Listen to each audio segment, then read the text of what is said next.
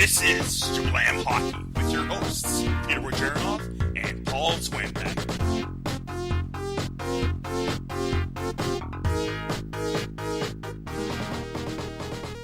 Welcome to Jablam Hockey, folks. I'm your host, Peter Wojcicki. You can find me on Twitter at Russian98, and I am with Paul Swinbeck. You can find me at Zwambag, ZWAMBAG. How's it going, everybody? Peter, what's up? Oh, it's the final week. It's the final week of the season. I'm excited. Are you? Yeah, we're down to like 3 games. Some teams have 2 games left. Yeah, it's going to be an exciting weekend. Oh, it's so exciting. Spots are still up for grabs. We got Boston, Ottawa, Toronto fighting for those 3 spots right there. How are your Pens doing? Can they catch the Caps? Do you want them to? They beat the Columbus Blue Jackets on Tuesday night, which is when we're recording this, 4-1. So we're up 3 games on Columbus for the second spot, and we're 3 points and 3 points behind Washington. And I'm all right where we are. I like where we are. Nice. So you rather the Pens play against Columbus because there's a great history there. You know, it's great when you see Dubinsky tearing apart Crosby, right? No, not a huge fan of that. No. Okay. I'm not so happy about the matchup, but it's either Columbus or it's a hot Toronto team or an Ottawa. Ottawa would be nice, but I don't think we can catch Washington. I think they're just 3 points up on us. We only have 2 games left, so if all they have to do is win one more game, and they play Toronto, and I'm not sure who else they play. So I think they got the President's Trophy locked up. Yeah, looks like it. And you don't want to win that trophy, do you? No, I don't like the stigma of the President's Trophy winners going into the playoffs. I feel like they kind of think they're the king of the hill, and they deserve it to be there. They don't respect the teams they're playing against, and that might happen with the one versus wildcard 2, because the wildcard 2 is so far down in points that they think, this should be an easy win, and if they play Toronto or Boston, it might be interesting. I think the only one that would be an easy win would be Ottawa. They're kind of not looking good right now. Yeah. All right. First off, Paul, tell us how we did on our picks last weekend. We both went 5-3 last week. You had Toronto over Detroit, and I had Montreal over Tampa Bay, I believe. And we're sitting at 139 wins and 140 wins coming into our last week. So wow, you got to beat me this week to beat me overall. All right. Well, let's see. It's a little bit of a challenge, and it's going to be a good weekend. It's the last weekend. Can't wait for playoffs. It's almost there. And, of course, what do we have this episode? We will be doing a fantasy playoff preview later on in the show, as well as our season awards. We're going to make some picks and our nominees for each award. And, of course, our Team ISO Nashville Predators this week. And our special guest is Alex Daugherty. And he'll be helping us with our Team ISO. First, trending now. The NHL is not going to the Olympics? Come on! They just dropped this bomb on us right before the playoff starts? Yeah. What is up with that? Weird timing. I'm not really sure why they did it now. Like they're making themselves look really bad before everybody's getting really excited for playoffs. So I don't understand it. It's just I don't get it either. I think there was some hype going up with the rumors and a lot of people not liking what they may or may not be going to the Olympics. And I think they just wanted to shut it down so people could stop talking about it and focus more on the playoffs. I think it's backfired. People are talking about it like crazy right now, and I think it might take over some of the playoffs, especially that first round where there's so much hype and excitement. It might ruin a bit, tarnish the first round a bit with people still talking about this stuff. Bad timing for sure. And all the players are digging deep into playoff runs and playoff stretches and getting into the playoffs, and all they have to do is talk about, well, what do you think of the not going to the Olympics? Well, what do you think? Well, we want a soundbite from you, and I think it's ruining dressing rooms right now, and I don't think they care really. Like, Yeah. they don't care about the It's players, obviously, because they're not allowing them to go to the Olympics, and they don't care how it's going to be repercussed in the dressing room. So I think it was just poorly timed, and maybe they want to do it before the off season with expansion draft and all that is going to be highlighted. So I don't know. It's very odd. yeah, it's just showing their hand and that it's all about money. And with the owners, obviously, they don't want the players to get injured, but at the end, it's still more about money. They're not making anything with the players going there, right? So it doesn't look good. The fans love NHL Olympics. It's the best on best. You That's exactly what we want to see. That's why we love the playoffs. But this is even better because they're playing for their country. It's man, I don't want them to lose this. I still feel that there might be some changes later on, and they just wanted to put it to rest for now, and then they might look into it later on. But what are you hearing, Paul, and what are you reading about? Like, there could be fines or something Yeah, with players Frank going. Saravelli from TSN put out a really good post. We're going to put it up on Game Notes so everybody can see the article. He was Okay. talking about Bettman imposing fines on team owners if they allow players to go, and he used a good example of Ted Leonsis, the Washington Capitals owner, and Ovechkin is out there not changing his tune whatsoever, saying I'm going. It's not a matter of if, it's I'm going. I told Ted Leonsis he's cool. We shook each other's hands, but what's coming down is Bettman is able to fine as much as $1 million, but can increase that amount as much as may be prescribed by any league rule or bylaw. So, in other words, Bettman could issue a decree that any breach of contract by a player not pursued by his club would be subjected to a fine of $10 million. So he's going to make Ted Leonsis write a check for $10 million for each player he lets go to the Olympics. And he's got a lot of guys that have all Want to play? want to play, who can play, who have played in the Olympics, like Ovechkin, Kuznetsov, Backstrom, Oshie. Holtby said he wouldn't go if Mm-hmm. they weren't going to allow it. He's not going to take time off from the Capitals. He thinks the Capitals are more important, which he hasn't played in an Olympics yet, right? So, Mm-hmm. like, he's been Yeah. on Team Canada, but he hasn't been in an Yeah. Olympic game. So He was doesn't. the third goalie. He was the third string, so it's not like he felt the importance of being a part of that team, camaraderie in your country, and winning those big games.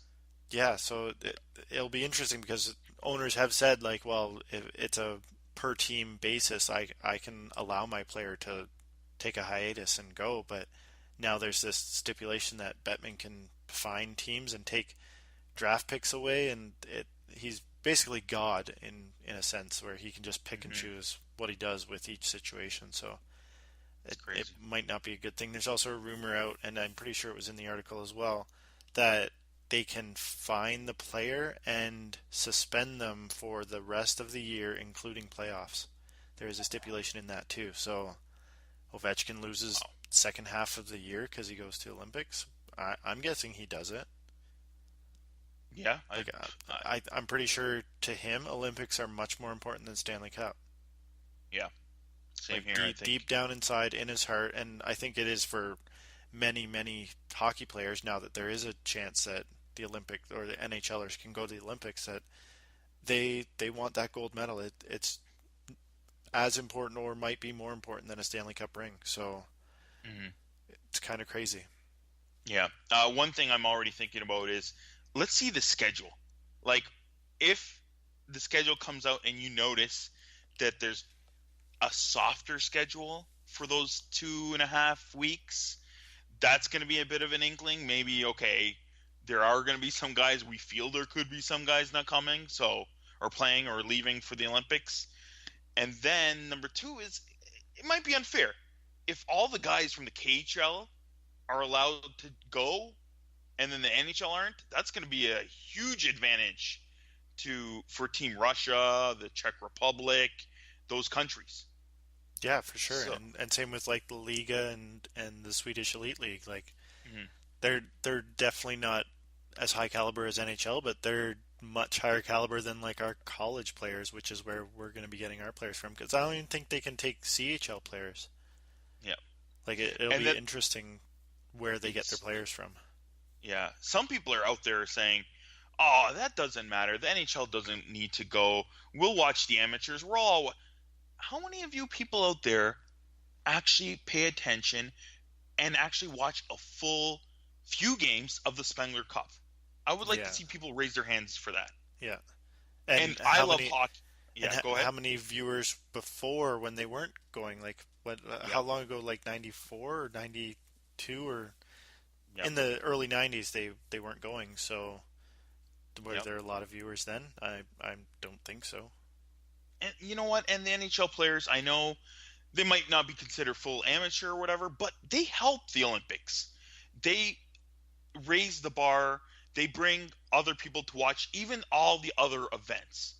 So they're fans of the Olympics as well. These athletes that are in the NHL with the regular athletes in the other events, and everybody, it's camaraderie. It's for your country, and I think it helps the rest of the Olympics as well. So eh, I don't understand the whole thing with this. And then the NHL actually wants to have exhibition games in China, and then they're pulling away from the Olympics. Are they trying to grow the game in the world? I don't understand. Yeah, and the fact that they're going to China and North Korea's in that Yep. vicinity, and then they Yep. go, and then Beijing has it 6 years Hmm. or 5 years later, the next Yep. one. So they could be making a mess of this whole thing and just wasting their time going to China with exhibition games. Like, it doesn't make Yep. any sense. It's you gotta show if you're showcasing it. This is the best place, the best venue to showcase the NHL and the sport of hockey. So It's interesting the media blitz that has been going on of just asking pretty much every single player that's ever been involved in the Olympics, and there's been a lot of different, well, maybe all the same reactions, but different hmm ways of it being said. Jonathan Taves has a feeling they're heading in the direction of a lockout again because the yeah, CBA is going to be a big deal come 2019. Carey Price thinks it's a little more than a negotiation tactic, so hmm he's not really sure if this is 100% done. Henrik Sedin also agree. I'll believe it when I see it.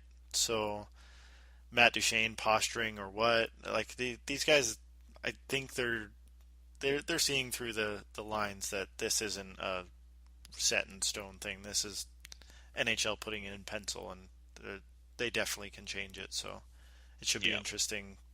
After uh, I don't think anything's going to come before the playoffs. It'll probably be in the summer sometime. yeah, for sure. It'll be a little bit later, and check out that article by Sorelli and some of the quotes from the players right on our games notes about this. All right, let's move on to other stuff.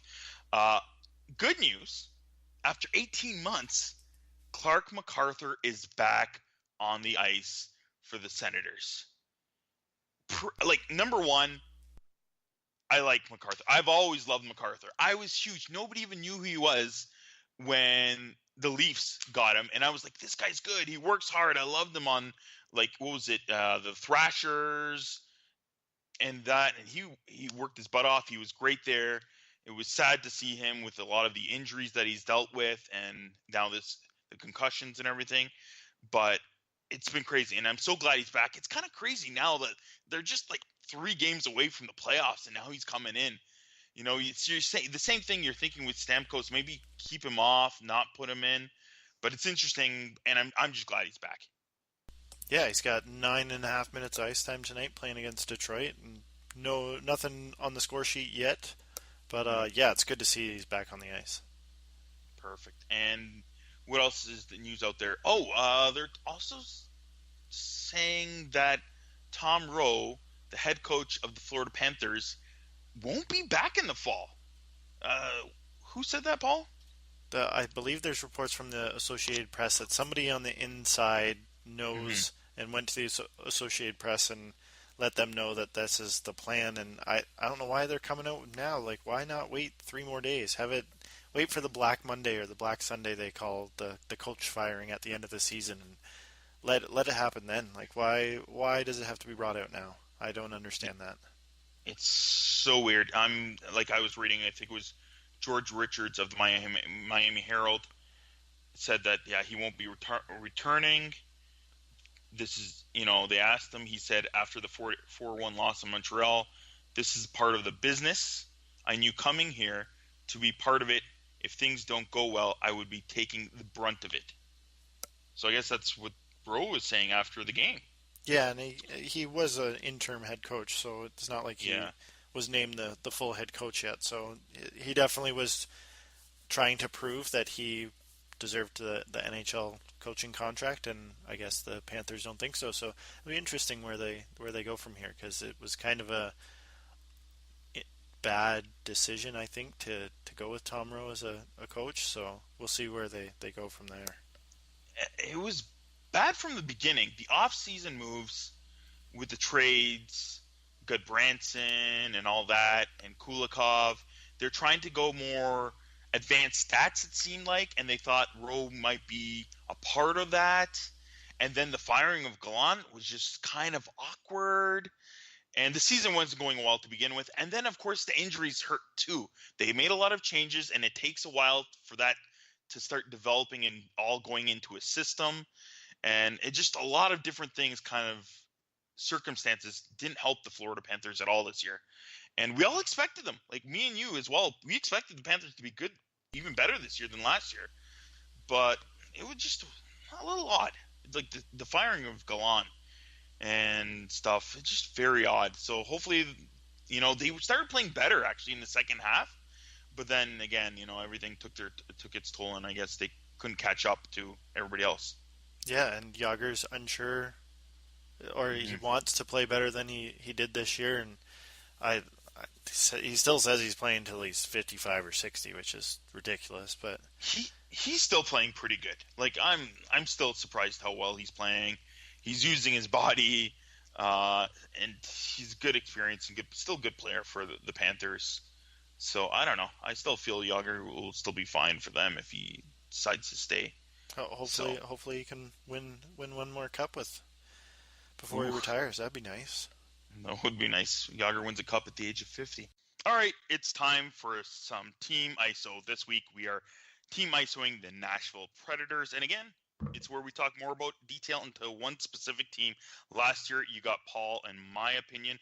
And this year, we're going into the blogospheres. And this week's guest for the Nashville Predators Team ISO is Alex. You can follow him on Twitter at Alex Daugherty1. So Alex, ALEX, Daugherty, DAUGHERTY1. And Alex is currently managing editor for ontheforecheck.com, which is a Nashville Predators blog for SB Nation Network. And of course, we'll put that on jablamhockey.com and we'll tweet that out. Alex, welcome to the show. Thanks for having me. I appreciate it. You did well with the name, by the way. Yes, I am usually pretty good. I say that because me and Paul a little bit further outside of Toronto, but we're very multicultural in the Toronto area. I'm from a suburb which is called Brampton, so I grew up with a lot of Indian brothers. So I don't know, it's very multicultural. I'm European. I have a lot of European relatives and friends, different countries. And then when you're so multicultural, you kind of get a little bit of everything, and it's easier to read names too when you have that. Yeah, no, I understand. You definitely passed the test on my last name, that's for sure. Perfect. Thank you. So Alex, tell us a little about yourself. So you're managing editor on theforecheck.com? Yeah, so co-managing editor, actually. We have another editor. Her name is Maria. She does a great job as well. I've been the managing editor there for about a year, not quite a year, but I've been writing for the site for 3 years. So Dan Bradley, our previous editor, he took another position, so he left me the keys, and somehow it hasn't gone under yet. So I guess we're doing okay. And so you were born and raised in Nashville? Absolutely, yes. I went to the very first Predators game ever against the Florida Panthers back in 1998. So wow. I was there. Nice. Back in the rough ages, I guess you would say.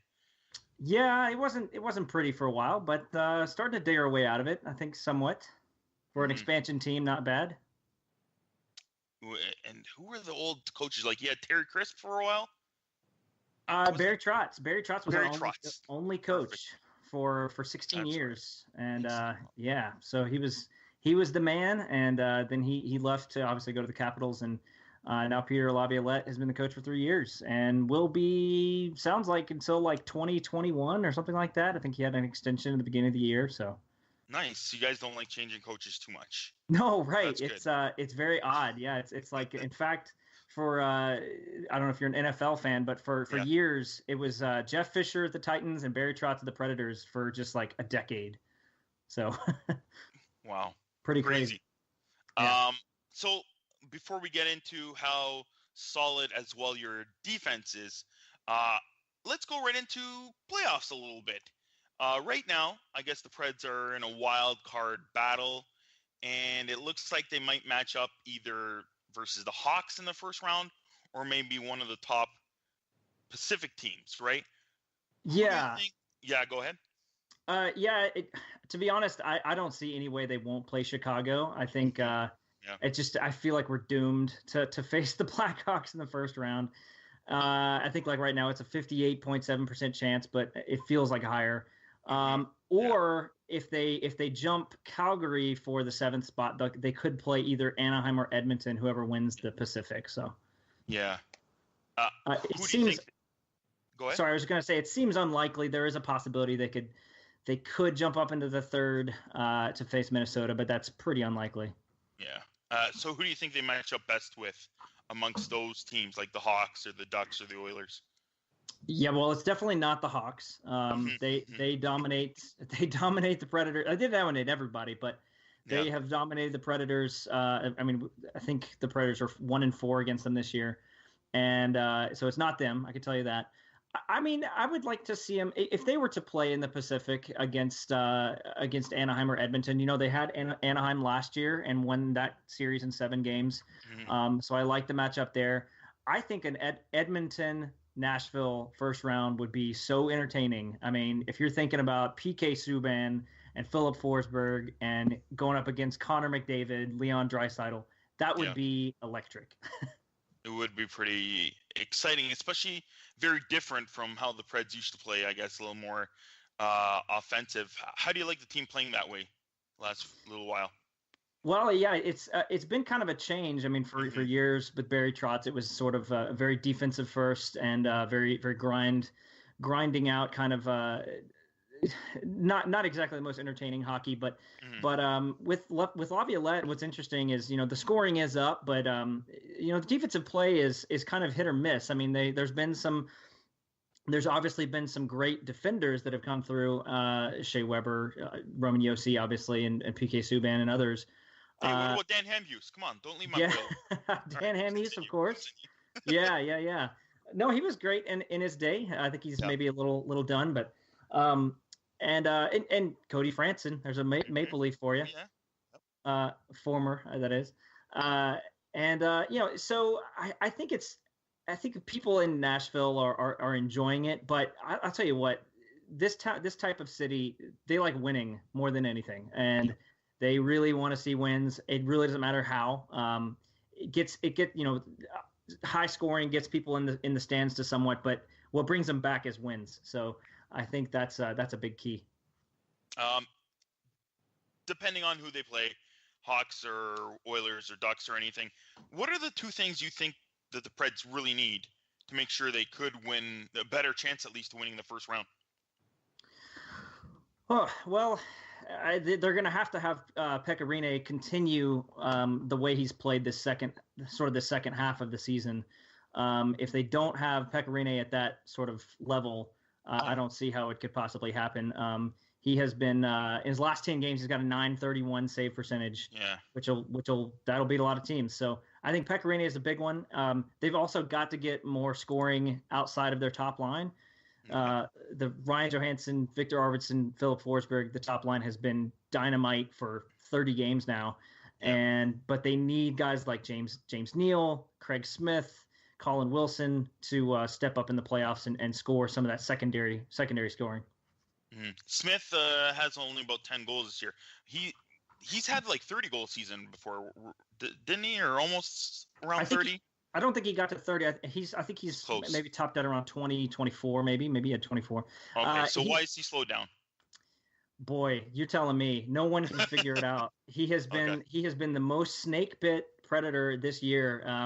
It has been crazy to see. I mean, I don't know what he's shooting right now. It's got to be in the 6-7 range. I thought I had it here for a second, but yeah, just really not great luck.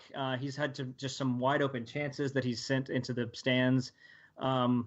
It's one of the great mysteries of this team. Why is Craig Smith completely snake bit? And if he even gets close to his season average, this team is got a little bit better scoring on that second and third line. So it's really pretty bizarre. Interesting. So let's skip a little bit ahead to this summer. We all know the Preds have pretty good D. So are they maybe going to lose one of maybe Ellis or Ekholm in the expansion draft? Do you think they're going to be one of them might be available? Well, there's a lot of thoughts. I mean, David Poile has all but come out and said no, that he's going to protect the 8 skaters and protect those top 4 defense. Yeah. But this is George McPhee we're dealing with, and this is the guy that David Poile has some history dealing with, and I wouldn't be shocked to see someone traded to either protect that 4th defenseman, or if you're going to lose, recoup something you might lose if they're going to take Ekholm or Ellis or whoever it is, recoup some of that. Exactly. Yep.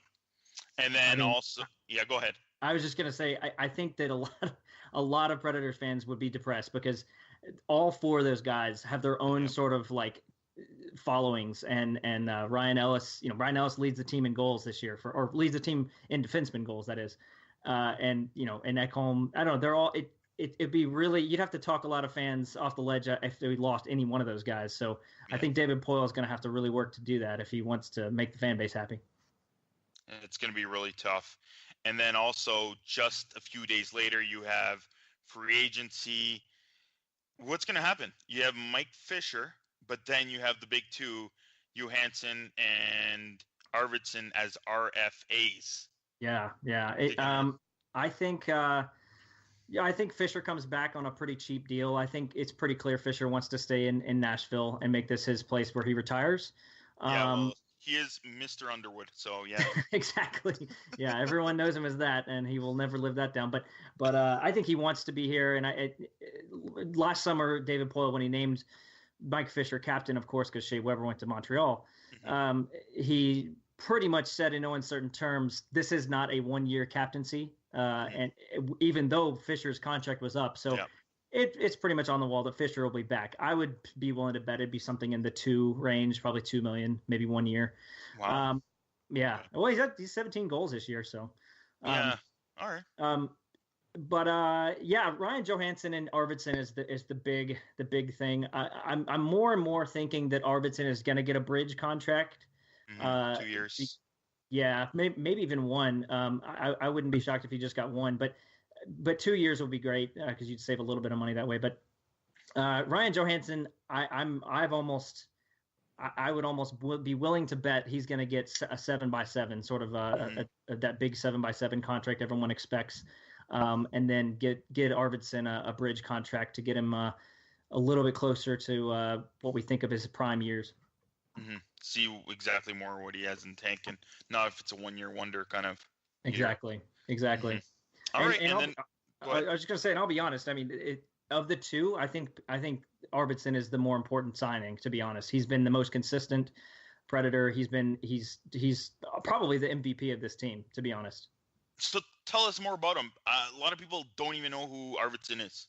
What type of player is he, and how long has he been doing this? So to be honest, he came on really late. I mean, he came on late last year and did well in the playoffs, and then didn't really know where he'd fit. But I guess for some of your area, he's a little bit like a Brendan Gallagher in that respect. Sort of that kind of player. Uses his speed, gets into the corners, but also really very, very solid offensively, and can get into under the skin of other teams. But he just does everything well. It's really surprising how skilled he is with the puck. People did not expect that. another comparable maybe is like a Tomas Hertl, that kind of player. So he's really been just an all-around great offensive player in the top 10 in terms of shot attempt generating players in the league all season. Wow. So he's been Nice. really amazing. Perfect. Sounds like he's the perfect guy that you guys needed, especially in the transition of stuff, scoring styles. Exactly. Perfect. And then going back on off-season moves and those guys, how do you like Subban on the team this year? Obviously, the team is playing a little bit better, but do you like his rushes and going a little bit more offense than staying back on D? Yeah, definitely. It's been an adjustment to Shea Weber, of course, as I'm sure the Canadiens fans had with losing Subban. But I don't know. It took a while. He missed about 20 games with an injury. And when he first came in, there were maybe some chemistry issues. First, he was with Roman Josi, and that didn't quite work. Now he's been with Ekholm, and that pairing has worked very well. This is not meant as a slight to any players he played with on the Canadiens, but I think he's maybe adjusting to. We've got some other skilled players on the ice here, and he doesn't have to do everything on his own. I think you see some times where he skates a little bit too long with the puck, where maybe there's some passes to make, and that's been frustrating. But he's just so strong and so fast. If he has the puck, you expect good things to happen. So it's been really fun to watch. And then as well, everybody's been talking in Columbus about Seth Jones and how he's improved their blue line. Johansson looks like he's doing well on paper. How do you like him on offense and how he's fitting in well with that top line? Yeah, he's been essential. That trade was perfect for both teams. I mean, both sides got what they needed there. Johansson is, I think, maybe 3 assists. There's 3 games to play. I don't know if he'll get there. 3 assists away from the franchise assist points, or I'm sorry, assist mark for the season for a season. Yeah. For the Predators, which Paul Kariya actually got back in 2007. He does so many things well. He plays a role that the Predators have never had that kind of a player before. Very essential. Some people want to see him score more goals, but he's got 30-goal scorer Philip Forsberg on one side and Victor Arvidsson 30-goal scorer on the other side. He can pass the puck all he wants, in my book. Perfect. Paul, did you want to ask Alex a little bit about some prospects? Yeah, how has Kevin Fiala looked? He's only been up for about 50 games this year. How has he looked this year? Man, I have been very impressed, and that's been one of the more confusing coaching decisions that we've seen as fans is why he keeps getting sent down, and not to mention not playing in place of guys like Cody McLeod and Vernon Fiddler, but Kevin Fiala is I think about to break out. To be honest, I think that this postseason you could see some dynamite from Kevin Fiala. He is playing with a pace that I've not seen out of him yet. He has a little bit more skill and smoothness to his game, but I think he's not that different from Arvidsson in the kind of the style that he plays. His work rate is just super high. He's very solid defensively. He doesn't make too many mistakes. I've been very, very impressed. I think he's basically solidified his spot on the roster for next year, definitely, and really could make a pretty big splash in the playoffs. And how are they going to fit in like Pontus Aberg and Vladislav Kamenev from Milwaukee Admirals? Because you guys are a deep team. Do you see these guys making the team next year, or is it still going to be a couple of years for these guys? Yeah, Kamenev and I think it's actually Oberg. I've heard varying.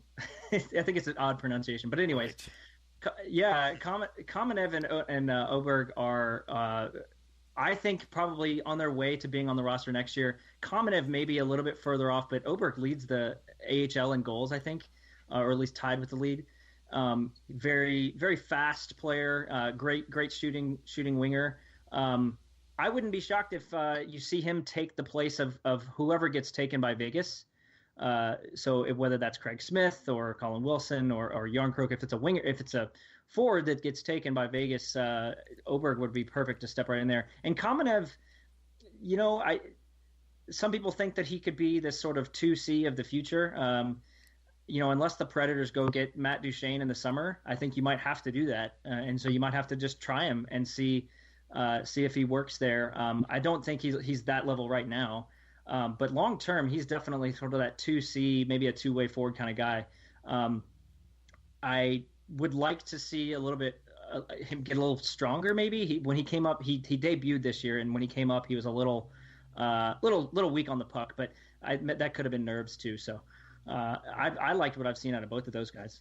Yeah, and then you have another kid, Yakov Trenin, that's going to be probably 2 or 3 years away, and he's lights out in the queue right now. So right. You're set up pretty good with depth.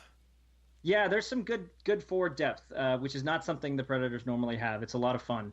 The Admirals have the Admirals are always in the postseason, and they just they really do a great job of developing talent there.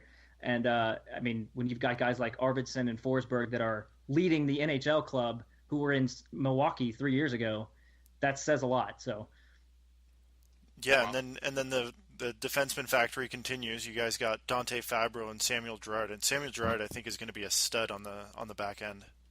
Oh yeah, we're really excited about Girard. If one of those 4 defensemen we mentioned earlier gets taken, the only thing that makes people feel okay about it is that Fabro and Girard are back there. Girard's sort of that puck moving defenseman. Fabro, I think, styles his game after Shea Weber. In fact, I think he wanted to come to Nashville because of Shea Weber, and then he got traded. So, yeah, both of those defensemen. There's a lot of prospects. I would like to see some. I think this upcoming draft, even though it's not a very deep draft, I think this upcoming draft is huge too, though. So, you always got to stock the farm. So, I think there's more prospects out there to make it even better. Yeah, and then you got Saros pushing at Pekka Rinne's heels. Is he your future goaltender? Undoubtedly, yeah, he definitely is. Yeah, for sure. It's almost working out perfectly. If that transition can work, just as we think it might, I would not be shocked if Saros is the starting goaltender. Not next year, but the following year, full-time starter. Really? I think the next year you'll see more of a 50-50. Yeah, Rinne's contract is up after that year, that's the last of Rinne's contract. So interesting. Have you guys gone through a hard spell of bad goaltending? You just seem like you guys are just pushing out great goaltenders in Nashville. Well, that's funny because Rinne had probably his worst career last year, worst year of his career last year. But he's had some injuries and stuff, but he's been a very consistent player. In fact, I think I was just looking recently. If he finishes well enough, he'll finish in the top 10 save percentage for any goalie ever. Just in terms of career, he's been that good, and that consistent over his year. Or over his career, but I don't know. I think there some of the early years were not so kind to the goalies in Nashville. So I guess I was just going back to like Thomas Vokoun because he was pretty outstanding in Nashville as well. Yeah, he was. Yeah, Thomas Vokoun was pretty good. Yeah, he had his years. Yeah, for sure. All right, before we let you go, Alex, give us 1 or 2 reasons why people should pick a guy like you. Johansson or Arvidsson or Forsberg for their fantasy team, because that's what we're going to be talking a little bit about further on in this episode. Okay. Well, I have to say, I've actually never played fantasy hockey. I play fantasy baseball. A pretty avid fantasy baseball player. But I might go for Victor Arvidsson just because of the consistency. I mean, I think consistency is probably a good thing in fantasy hockey, right? You got to know what you're getting every week. Yep. And he's gonna play. He's gonna do that. He's gonna be there every week. So I would say probably Arvidsson of those 3. But Forsberg is gonna put up 30 goals every year. So if that's your thing, then you might want to go for him. Yeah, we're talking maybe a little bit more in the playoffs. I think some people are going to be picking some guys in the playoffs. Oh, okay. Yep. Okay, gotcha. And then another question would be, outside of those 3 guys, who do you think could put up a few goals? A little bit more of an underrated pick. Okay, so for the playoffs, you're saying? Yeah. Yeah, okay. Forwards or defense? Well, anybody. Okay. Might be underrated. So I guess after those 3, who would think would be a good pick in the playoffs? I mentioned him already, but I think Kevin Fiala. I think you could probably steal him, and I had this feeling that he's really primed to take off, and he's gonna have a good defensive center next to him in either Mike Fisher or Kalle Järnkrok, and so he's gonna have the opportunities to score at the other end. So Kevin Fiala. Then there's also Colin Wilson, or as he's known in Nashville, Playoff Colin Wilson. Nice. And he always plays well in the playoffs. He's one of our better playoff. I mean, he gets closer to a point per game kind of player in the playoffs. It's not quite there, but he does well in the playoffs too. So Colin Wilson will be another one. So he's your new Joel Ward then? Exactly. Yeah, very similar. Yeah, exactly. All right, Alex. Thank you for coming on the show. You can find Alex on Twitter again at AlexDaugherty1. Thanks for coming on the show, Alex. I appreciate it. Had a good time. Thanks a lot. I appreciate it. Talk to you later. We're 1 week away from the playoffs. So, Paul, let's do a little fantasy NHL playoff preview. First, we'll pick some top players. I'm going to go out with and just kind of help people with I feel will be a good idea. Top players. Pick your top players. I recommend if you want to win your fantasy pools, the top teams are those what people talk about, and it's the Capitals, it's the Penguins, it's the Hawks. Try to pick your top picks, all three of them if you can, from those teams, and go with that same team. So if you're going with the Caps, go with Ovechkin, go with Backstrom, go with Kuznetsov, go with Holtby as your goalie, go with Shattenkirk as your defenseman. Try to get three of those top five. Hawks, same thing. Pens, same thing. Paul? And it's funny you say that, and we did this not together. My three targets are Crosby. Obviously, I think he's going to go deep, but he's a playoff performer. I went with Backstrom over Ovechkin. If you can't get Ovechkin, I would turn around and get Backstrom, because especially if goals and assists equal the same. If you have a scoring system where goals are like 3 points and an assist is 1 point type thing, then definitely Ovechkin's going to be much highly regarded there. But Backstrom, he's in on every point pretty much that Washington scores, and their power play is unbelievable. He runs it from the side wall and just feeds Ovechkin pretty much all night. So I would go Backstrom over Ovechkin in a playoff pool. And then I have Kane and Panarin. That combo, if you got those two guys, you're getting 2 points a night every single night. Like they don't get held off the score sheet very often. And like you said, the Penguins, Caps, Blackhawks, they make deep runs in the playoffs, and you definitely have to figure out who you think is going to go deep in the playoffs and go all out with those teams. Like, don't pick absolutely everybody from that team, because a sixth guy on a team isn't going to outscore a guy that makes it to the second or third round on a different team. But you definitely need to decide who you think the finals are and go with that. You pretty much have to mortgage the house and pick guys from 2 to 3 teams. Don't spread it out over 4 or 5 teams. That doesn't really work. You lose too many games played that way. So I would target your combos like Crosby, Gunsel. I think Gunsel's going to be a quiet person. I don't think anybody's going to even think of him on a roster. So he would be interesting with Crosby's point production. So that's where I see it. Yeah, same here. Like I was saying, those 3 teams. So if you're picking Penguins, you go with Kessel, Malkin. Crosby obviously is your number 1, and Letang and Murray. How's Letang looking so far, Paul? Is he coming back or what? He has not returned yet. He's been skating, I believe, and same with Malkin. He's been skating, but they both haven't come back. So I might be leery to pick any Penguins. Like I might just go Crosby, Gunsel, and try to go elsewhere in the Western Conference and see where that gets me. I don't know about Malkin and Letang.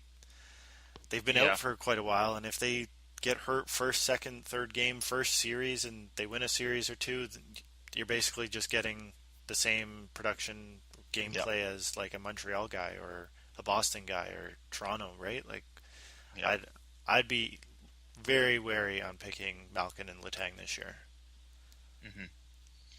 Well, like if you're picking them to go really far and you think they might be healthy, they might miss the first game or 2, still go with them. But if you're iffy on them, don't, and go with, again, another team then. And the other third team, of course, we're both thinking among the top three is the Canucks. And then you're thinking, like you said, Kane, Panarin. Then you're going to be picking Hossa, Taze. Again, Hossa's a little further maybe. I'm still thinking about 3 years ago. But yeah, then Taze, Keith. And maybe it's a hidden pick, but Anisimov should be in maybe their top 5. But he's just been injured on and off this year, but he should be back. And, of course, Crawford is your goalie. Let's go on to sleeper picks, Paul. What do you have for some sleeper picks? Let's go with the forwards. I think sleeper picks, Pacioretty or Radulov would be an interesting sleeper pick.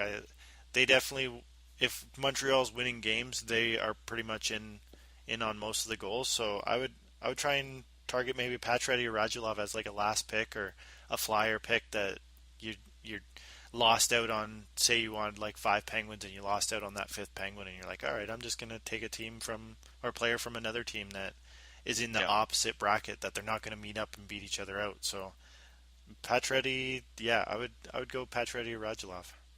Yeah, I'm a little bit on the same wavelength, but I'm thinking a little bit deeper. And Boston's Pasternak is going to be very underrated, I feel. And he'll still be good for a round at least, and maybe a few more. And he'll be a big-time producer that maybe not a lot of people might think out of Boston. They might be thinking Marchand and Bergeron, but Pasta should be pretty good. And a team we already mentioned that we think is going to flop, but you never know. But Granlund, if you've been watching the Wild, Granlund is amazing, and he's been explosively good this year. So if he's available very late, and you didn't maybe take, a team like the Hawks or somebody from that bracket, I wouldn't mind taking him if he's still available late. So, and then same thing goes with Pittsburgh and Washington. If you're unsure or you didn't take anybody from one of those two teams, then maybe go with, a Wenberg or Atkinson from the Blue Jackets. Do you like to target now that the brackets are kind of set up that the Metro plays the Metro and the Atlantic plays the Atlantic, do you like to pick all from one division, or do you like to spread yourself out a little more? I like to pick my teams, and I try to what I like to do is I try to pick my top 4 or 5 teams. And if I'm leaning on one, like if somebody's already taking, if I'm picking like 4th overall and somebody's taking Crosby, and then maybe Murray's gone. So I'm like, maybe I'll not take Pittsburgh right now and see how it plays out, and then I'll go with 2 Chicago players with my first 2 picks. And if I do that, then Washington or Pittsburgh might be gone. So then out of that bracket, I might have to later on pick a Blue Jacket. You never know. So that's what I'm thinking. But again, leaning on maybe one out of each of those brackets, because it is a bracket thing now with the NHL. Before it wasn't. Now it a little bit more is, where it's your divisions are against each other. Yeah, they don't get reseeded. I think I'm going to go this year. I'm going to go with picking out of the Metro and picking out of the Central, and I'm hopefully one of the I'm going to pick two teams from Metro and 2 teams from Central, and just go all out, and hopefully they make it deep, and I at least have a bunch of guys that are making it to the conference finals and maybe the Stanley Cup finals. I think that's my game plan this year. Nice. So you have a better sure shot of having 2 teams that are at least in the semis, right? Yeah, exactly. Yeah. Yeah. Perfect. And they might play each other in the second round, but then they're still getting the same amount of games played, and then you are guaranteed at least half of your team moving on to the next round. Yeah, it's a good idea. It's a good thought. All right, and did we pick sleeper picks for defenseman or goal yet? No, I don't think we have. Mine is on the Penguins, and if Letang is injured or he's still available, why not Justin Schultz? So I have Justin Schultz as my sleeper defenseman pick. Paul, yours? I don't know if it's a for sure sleeper, but I think Pietrangelo for the St. Louis Blues. I have a feeling people are going to forget about the Blues. I also had Tarasenko as maybe a sleeper. I know he's a big time scorer, but I think people just are going to forget about the Blues, and they're in the 3rd spot in the Central and playing at home against or Wild. At the Wild, yeah. The Wild, we already talked about this last week, that they are struggling, and I think the Blues are going to come out of the first round if they're facing the Wild. They have a little bit more experience, so they might do a bit of an upset. And then goalies, sleeper pick there, Paul. Again, I don't really have a sleeper, but I think Bobrovsky or Murray. If you get one of those two guys, they're going to come out of the first round. One of those two guys are, because they're going to be playing each other. Yep. Maybe you can get both of them, and that's how your league works. You get two goalies, but maybe Anderson in Toronto is a good sleeper. Yeah. He might be able to steal some games, and Toronto is playing pretty lights out right now, so they might be a stunner in the playoffs. Yeah, I wasn't sure about who to take for a goalie as a sleeper as well, just because, it depends how your whole playoff pool does work. But again, the top goalies that you're already thinking about, in my opinion, Murray would be a bigger pick, not a sleeper pick. But again, it's that Crawford, it's the Holtby, it's the Murray, and then it's maybe Price, just because he's a good goalie, and then maybe Bobrovsky. So Bobrovsky would, in my opinion, be a bit of a sleeper pick. So I would think about taking him as a sleeper pick type goalie. And then it's one of those other goalies. You never know. But somebody could steal a series. And Talbot has been playing very good. Yeah. So if he continues that, Talbot's my other maybe sleeper pick. Bobrovsky and then maybe Talbot. And maybe I'll be talking about those two guys later on in this episode. And all right. Who are you gonna stay away from? Do you have like a team or a specific guys that you want to stay away from? Specific guys. You mentioned St. Louis might be underrated.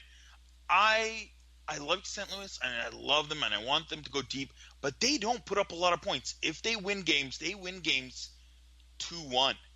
So I wouldn't go really close to touching Alexander Steen, in my opinion. Not a very good playoff producer. And again, I was maybe a little bit wrong with Backes last year, but he doesn't do very well in the playoffs.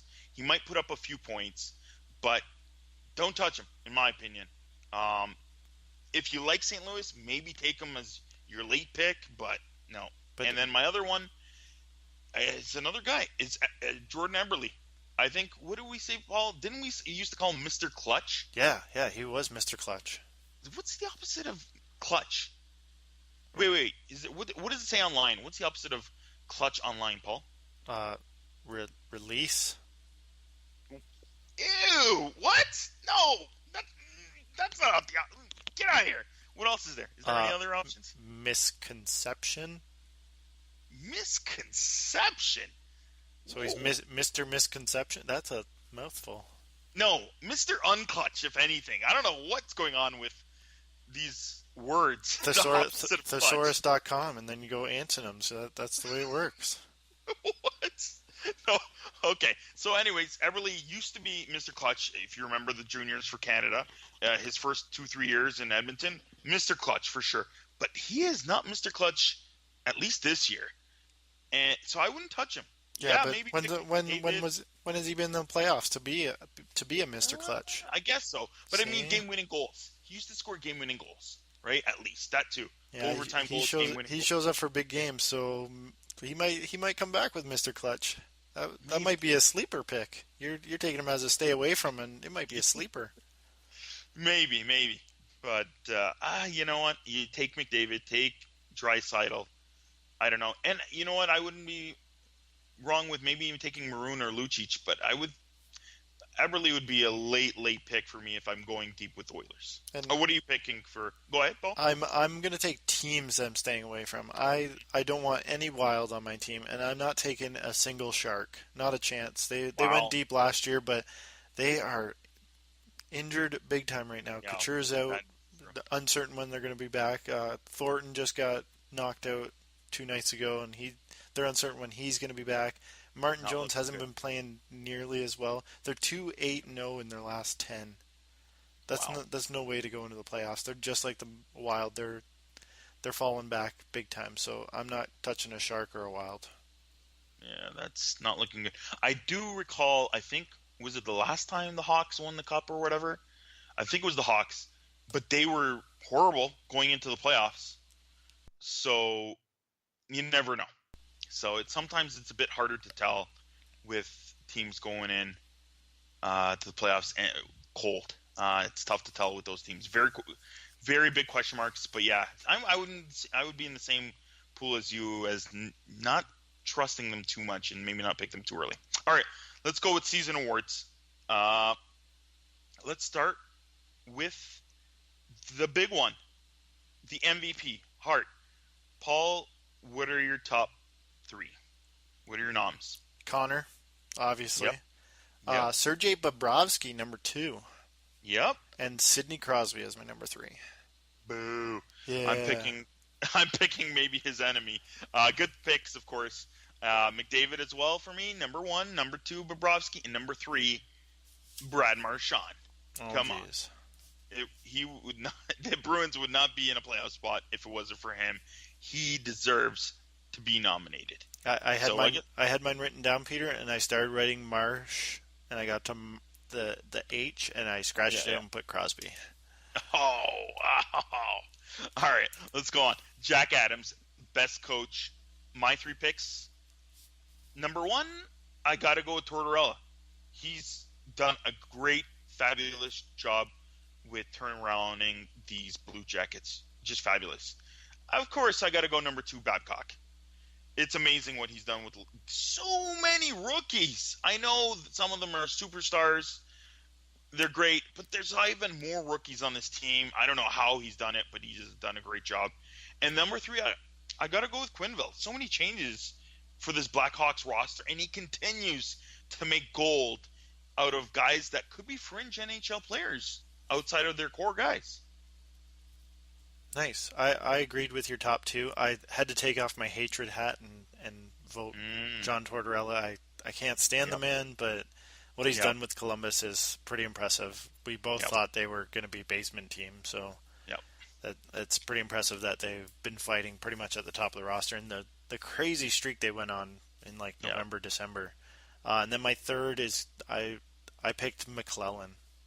Yeah? Yeah, Todd McClellan for the Oilers. He's finally got the Oilers into the playoffs, and that might have a lot to do with McDavid, but McDavid can only do so much. There's still a whole 24 other guys or 23 other guys, so I think McClellan's done a really good job in Edmonton this year. Yeah, pretty good.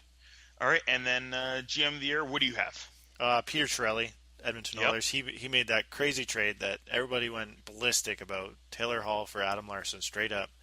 And it's actually worked out pretty well. Adam Larson's a pretty good defenseman. I know he's not putting up big time points and he's not the big flashy player, but Adam Larson is a pretty solid defenseman.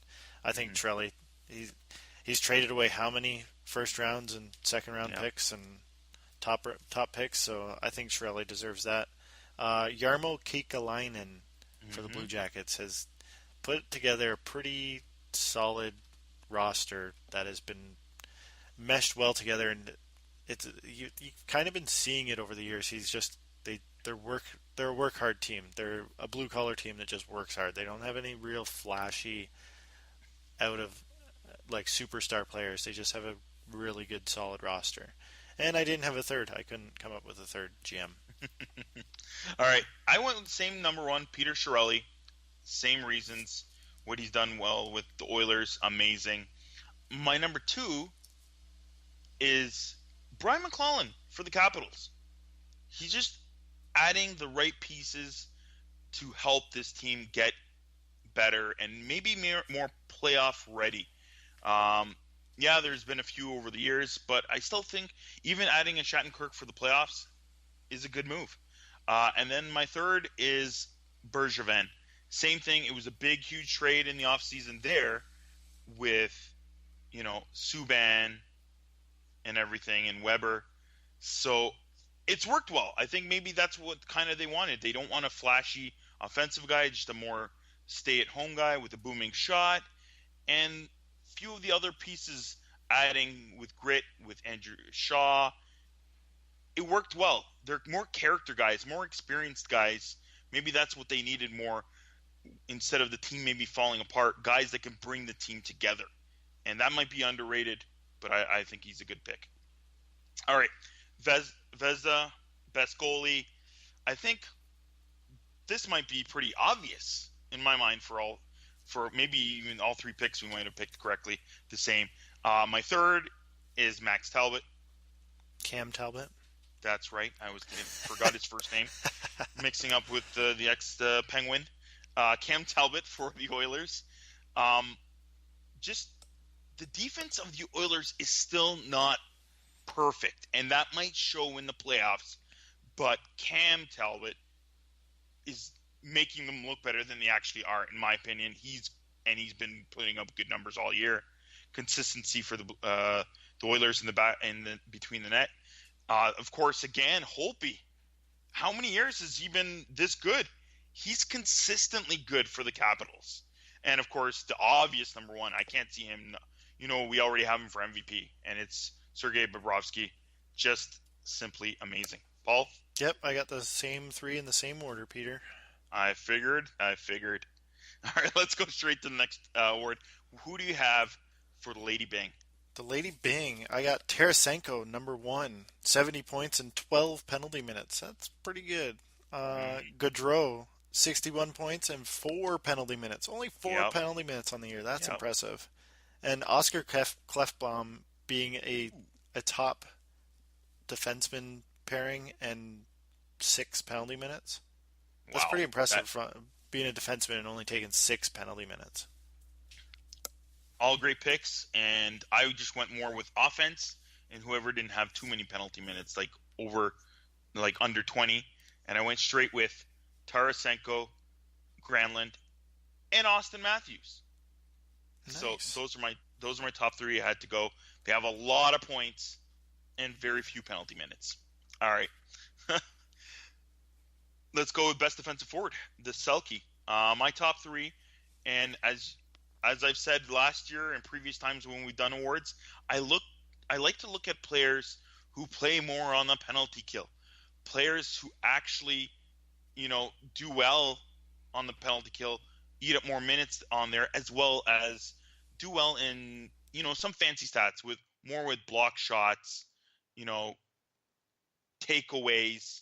And my top three are Bergeron, Mikko Koivu, and Ryan Kesler as my number one. All three good on face-offs. Where's my list over here? Big reasons why I think it's... Who did I say again? Kesler, he's big on all categories. Second in the league in time on ice overall. Second in the league on face-offs. Block shots, 6 bet. Fourth in time on ice in shorthanded minutes, and his team is fourth best in the NHL, the actual Ducks, on killing penalties. Bergeron, close to him, just a little bit lower in some of those categories. Time on ice and everything a little bit less. 14th in the NHL, though, on takeaways, and best in the NHL on faceoffs is Bergeron. And then Koivu is my second pick, because as well, he's good in a lot of categories. Block shots, time on ice. Fourth in the NHL, though, in plus minus. So, Paul, your picks? I'm going from the bottom up. Backlund in Calgary had a pretty under the radar year, and I don't think many people realized that. So I put Backlund there. Ryan Kesler, and then Mikko Koivu to win the Selke. Mm-hmm. So we had the first top two in the same. All right. Let's go to the Calder. I'm going number one down, and my boy, Awesome Matthews, is my pick for number one. Playing with rookie line mates all season long. Hyman, all season long. He's a hard-working kid, that Hyman, but he's not super skilled. So I think he's going to become a Leaf for a long time, but Hyman's a bottom six.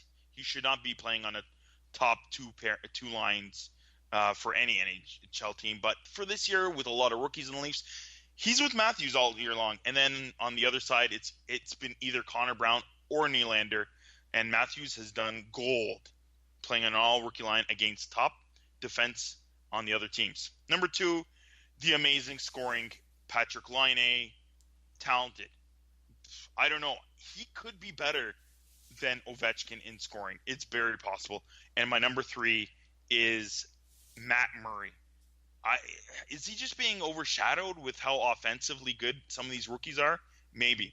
But if I had a fourth pick, tied in fourth is Nylander, Marner, and Werenski.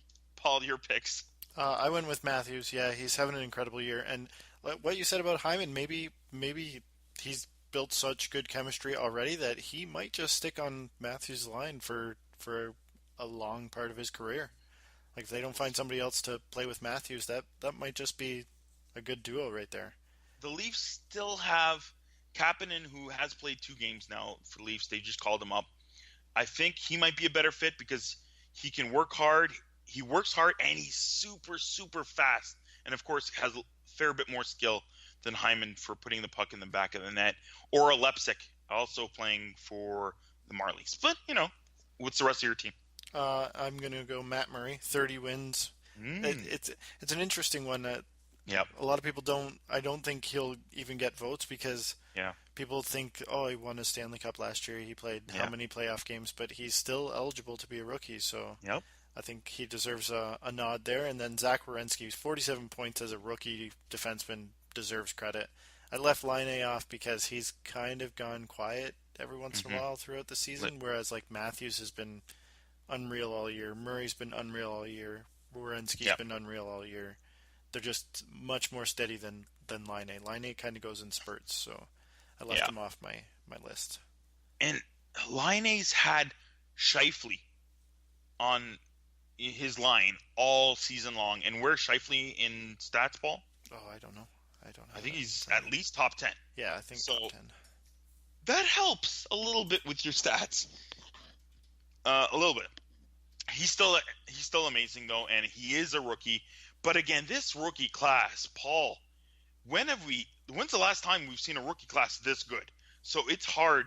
It's been hard, and that's why I have like so many guys in my 4th spot that I'd like to put and nominate. But this rookie class has been excellent.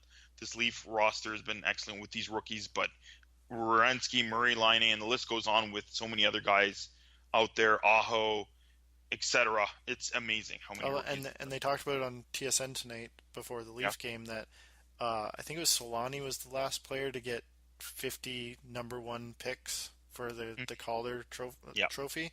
Matthews might get that this year with how ridiculous the rookies are this year. That would be incredible if he was unanimous winner. Yeah, maybe because he's in Toronto and maybe because he's American born, he might get a little bit of help over guys like a Laine or a Murray. So maybe, but I would be shocked if he gets even close to that. So we'll see. All right, let's move on to the defensemen to finish it off. The next is our Bobby Orr Awards for Best Offensive Defenseman. Paul, you go first. Brent Burns, clear number 1. Erik Karlsson and Victor Hedman. These guys are just they can't keep their name off the score sheet.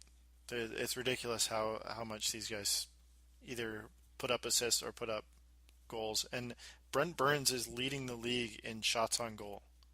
Wow.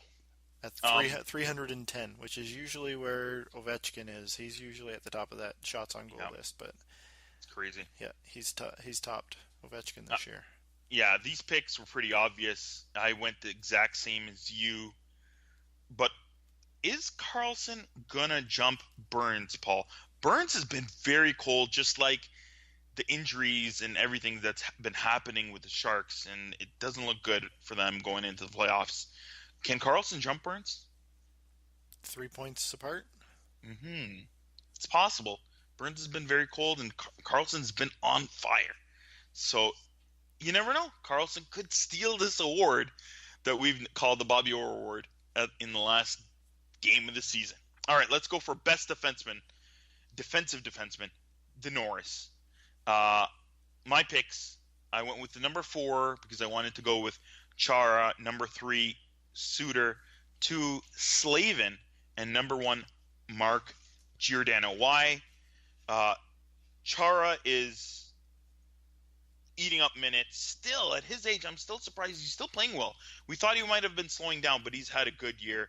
But he's been doing well, and he kills a lot of penalties. Boston's second in the league in killing penalties, and he's still playing a lot of time on ice. I think he's first in short-handed time on ice in the whole league. and his plus minus is still very good. So he's my number 4. But number 3, Suter. He doesn't lead in a lot of categories outside of plus minus. Amazing, but again, I think he's number 1 in plus minus, and he might be even like in the top in time on ice, actual time on ice. But Minnesota's not a very good penalty killing team, so I have him in number 3 spot. And then number 2 is Slavin. Carolina is very good. I think they're 5th in PK, and he's up there in plus minus. I think he's in the top 10. Time on ice, 6th. Takeaways, he's the best takeaway defenseman in the NHL, and he's also in the top 20 in blocks shots. And my number 1 is Mark Giordano. 2nd time on ice in shorthanded. He's up there overall time on ice, 12th in the league in plus minus, 6th in block shots, and I think he's like top 10 in takeaways as well. So he's generally good all around as a defensive defenseman, Mark Giordano. Paul, yours? I went with Ryan Sutter. He's plus minus 34, leading the league. Mm-hmm. So he's my number 1. I went Duncan Keith as my number 2. Still putting up pretty decent time on ice, over 25 minutes a game, a plus 22. So I really think Keith deserves finally a Norris Trophy candidate. And Dustin Byfuglien is the man that is on the ice the most, 27.5 minutes per game. That's incredible to keep that up the entire year. Yeah, I saw that too. I think in a recent Winnipeg Jets game, I was looking at his numbers and everything. I was like, whoa, really? He's a big boy. He's eating up a lot of minutes. Yeah, so I put him in the 3rd spot. I couldn't put him in the 2nd or 1st just because his plus minus is only 6, but I think that has more to do with the Jets overall and their goaltending. It did not help them out. And I want to give it a quick shout out to Drew Doughty. He deserves a candidate, a written-in vote for Norris Trophy. He's so overrated, that Doughty. Oh, jeez. All right, folks. That's the end of our show. Please follow, subscribe to us on iTunes. Go to jablamhockey.com. Check out our game notes. Check out everything else. We've got lots of blogs. I've got a blog coming out. I'm going to do a little bit of a fantasy preview for the playoffs. We talked about it a little bit in this episode. And then we got some other great blogs out there. And our Saturday's picks. We'll be making our final Saturday's picks before the playoffs. And then check out our next episode next week. We will be previewing the playoffs and talking about the matchups. See you then.